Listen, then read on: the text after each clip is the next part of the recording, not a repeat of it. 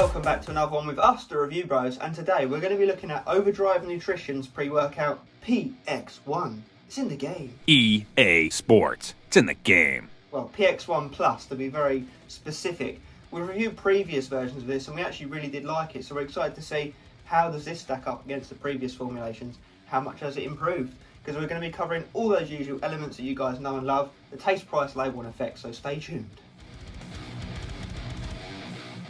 Moving into that very important segment, taste and mixability, we've got Apple Blast flavour. Now I myself don't really mind apple flavours. I know Aaron's not a massive fan, but I don't mind them too much, so let's see how it is.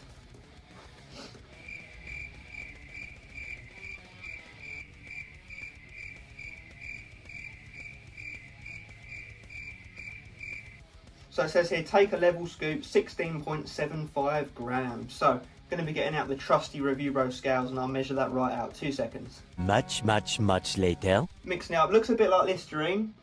Few little bits at the bottom, but nothing shocking. Nothing that we haven't seen before. So yeah, not too bad on the mixability. No froth in action. None of that stuff. Let's see how it tastes.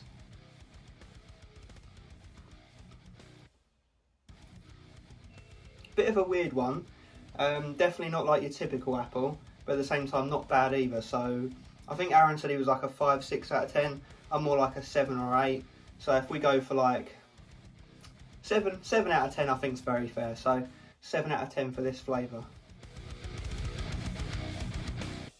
Okay, let's talk price, because I think you guys are going to be mildly shocked by this segment. So to get hold of this, you go to overdrive-nutrition.com, where you can find this for $29.99 for 30 servings, which yes is already fantastic for 2 reasons. 1, we love 30 serving tubs, you get at least a month's worth of use. 2, that would work out as only £1 a scoop. But no, because we've got a 25% discount code, so that 25% off knocks it down to only £22.49 for the tub. Which knocks it down to, yes, obviously 75p per serving, dirt cheap. Comes in an 8.5 out of 10 on our price scale, which is absolutely smashing, fantastic, priced way better than your typical average pre-workout. All we got to see now is what are you getting for that money? Is it going to be a stacked label or not? How's it come together in real life? All coming up now.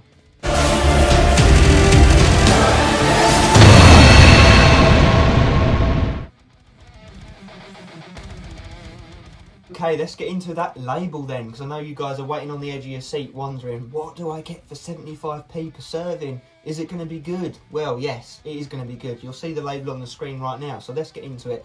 So, when I finally found it, it's round the side. It is a 16.75 gram scoop, which is nice. It's probably around about average for what you see for pre-workouts these days, so they're not short-changing you on that. So, you know, straight away from that, you know you're going to be getting a fairly substantial product. So let's get into it. So first up, L-citrulline at 8 grams. So they've gone, what's that? 4 grams is clinical, is it? Well, you can have 8, so double the pumpiness. See, that's that amino acid that bumps up those nitric oxide levels in the bloodstream, increasing blood flow, nutrient delivery, and ultimately swelling. Then we move into caffeine anhydrous at 200 milligrams. Yes, definitely a lower dose than average. 2 cups of coffee worth.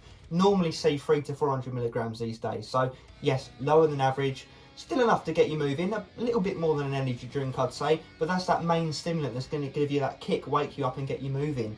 And pairing with that, and we love this, is Infinity, which is decaffeine malate at 100 milligrams. Normally you yield 75% of that as caffeine, so then we can understand that you would get 75 milligrams of caffeine, bringing the overall to 275, which is still, yes, a little bit lower than what you typically see in pre-workouts these days. However, what that's going to do is come in later on into your session, digest slower, and prevent any sort of crash. So as the original caffeine anhydrous is kind of weaning off, decaffeine malate will come in and nicely bring you down smoothly towards the end of your training session. So there won't be any immediate drop-off of energy. Well, at least there shouldn't be in theory. So we'll see in the actual real-world effects on that.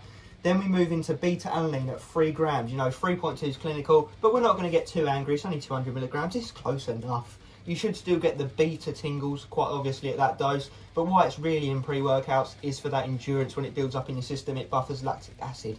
One of our favourite ingredients. We think it's a must-have in pre-workouts, especially daily driver-esque ones, so that you you sort of make up for the lower stim in other areas of the tingles. So then we move on to L-tyrosine at 1500 milligrams. Very nice dose. You know, a gram is the lowest we take, so 1500 is above and beyond. That's the amino acid that helps with focus, coordination, cognition, staying in the zone whilst you're training, keeping you on the ball. And it always pairs well with stimulants, so we love to see that. And then we move into taurine at 2 grams, double the norm. Normally see about a gram. That's that jack of all trades amino acid. Does help with a bit of everything. A bit of energy production, a bit of cognition, and what it's mostly put in pre-workouts for is the hydration element that it helps with, you know, playing into pumps. So we'll take that. Then we move into Huperzine A, 1%, 150 micrograms. Nice dose again. Normally see anything from 100 to 300, but you know, it can have negatives when you go too high on the dosing on that. So I do believe they've got it in that sweet little margin there, but that's again going to help, similar to the L-tyrosine, with the cognition side of things, you know, memory, focus, staying on the ball whilst you are training. So another nice little focus-based ingredient there. Then we've got estrogen at 25 milligrams. To be fair, you normally see 50, so this is half the typical amount, but you know, it will definitely still have effect. It's going to help get all of those ingredients through your system as quickly and efficiently as possible. And then wrapping off, we have electrolyte powder, a nice little touch, 500 milligrams. Electrolyte's obviously going to help with hydration, pumps, contractions, all that good stuff. So a nice added bonus, and that does wrap the label off, guys. So as you can see, you are still getting a substantial pre-workout, even though it is coming in at a cheap price. So let's see how it comes together in real world effects. So real world effects with PX1 Plus. How did we feel it each and every time we used it? So first and foremost, what I will say, very consistent pre-workout. Aaron and myself agree on the effects on this, as we do on most pre-workouts, but what we're trying to say is, you know, it didn't hit really well one day and then shocking the next. It hit very nicely every time we used it, which is always a good sign that you've got a nice solid product. And we start off like we always do with that beta alanine, and yes, it kicked, and it kicked nicely. I would say 8 out of 10 on the beta scale, you know, 10 inching your eyes out, 0 not feeling it. It was definitely on the upper end. It was more of a consistent, kind of intense tingle, perfect for my taste really. So yeah, if you like beta alanine, you will like this product. And then following the beta tingles, I wouldn't say you get a rush of energy, obviously not, but what you do is get a nice onset of focus and energy to a nice level, not to an overly intense, uncontrollable, crazy level. I think they've been very smart with the ingredients they've used and the dosages they've used as well. Like, don't get me wrong, they haven't used a shit ton of ingredients in the label, but the ingredients that they have used, they've used at, you know, clinical dose and beyond, and they're all ones that are proven to be useful in studies. You know, there's none of this using ingredients that may or may not work just to fluff the label up. They're using the, you know, the foundation ingredients at good doses, and that is something I do have to commend them on. You know, they're not trying to make it look like something it's not. They're saying, yeah, here's your bread and butter, and it is buttered well, is basically the analogy I'm going to roll with. So yeah, it is a nice pre-workout. It covers all elements to a nice level, with pumps arguably being the strongest, with that mega citrulline dose, as to be expected really. So pumps, I'm going to give like a freaking 8 or 9 out of 10. Energy, I'd say middle ground, you know, 5 or 6 out of 10. But the focus, I'd actually say, was really, really good, just behind the pumps really, or around the same level as the pumps. And I do think the pumps and focus kind of play off one another, because when you're getting so pumped, that makes you more focused, the mind-muscle connection comes into play, and you're enjoying your training. You feel happy on this, you feel healthy on this, the energy is very smooth, no crash, no negative side effects, you know, no appetite suppression, no keeping you up, nothing nasty like that. So yeah, perfect daily driver is what I would say, and a genuine daily driver as well, not one of these daily drivers with an asterisk sign next to it, you know, only for people that with a high stim tolerance. I would say this is a genuine one that even, you know, people that are sensitive to stimulants would still consider this a daily driver with that lower amount of caffeine. But I think because they've got those nootropic ingredients alongside the caffeine, and the beta alanine comes in strong, it makes it almost gives the illusion that it's more stimmy than what it really is. You feel very much in the zone, very much on your training session. Nice straight down the line bodybuilders pre-workout that gets you your focus, that gets you your pumps, and gets you enough energy to get your session done, but not so much that it takes away from the rest of your day's eating or nutrition, or keeping you up at night for that matter. So yeah, I do think they've got it in that sweet spot for a pre-workout where it's kind of suitable to a lot of people really, you know, including beginners, intermediate, people that take training seriously. Now obviously it's not going to be suitable for stim junkies, we're not going to kid anyone here. You know, stim junkies, you probably wouldn't feel it, to be honest, or feel it to a very mild degree, but This isn't what this pre-workout's going for. It's not saying, hey, Stim Junkies, buy me. And for that price, it's hard to sniff at. It really, really is. So I think they've done fantastic here. I think it's a very nice, well-rounded pre-workout. It's got no negatives. It's suitable for a lot of people. Really enjoyed it.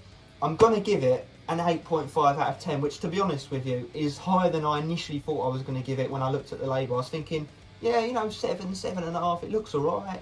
It looks kind of run-of-the-mill, but in reality, it just works. It just does, okay? So 8.5 out of 10 is the final score for PX1 Plus.